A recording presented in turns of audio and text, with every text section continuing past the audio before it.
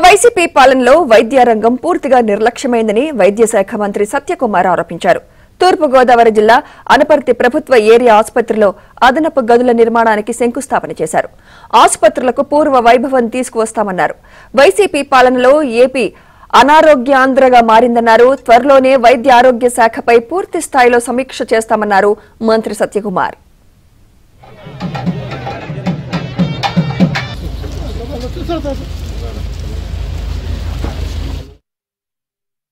మరి గతంలో ఒకసారి ఆసుపత్రి చరిత్ర తీసుకుంటే ఎప్పుడో పూర్వం ప్రాథమిక ఆరోగ్య కేంద్రంగా ఉన్నదాన్ని మా తండ్రి గారు మూలారెడ్డి గారు శాసనసభ్యులుగా ఉండగా 30 పడకల ఆసుపత్రిగా పెంపొందింపజేయడం, ఆ తదుపరి 2014-19 మధ్యకాలంలో దాదాపు 5 కోట్ల రూపాయలు నాబార్డు నిధులతో భవనాలను ఏర్పాటు చేయడం కూడా జరిగింది.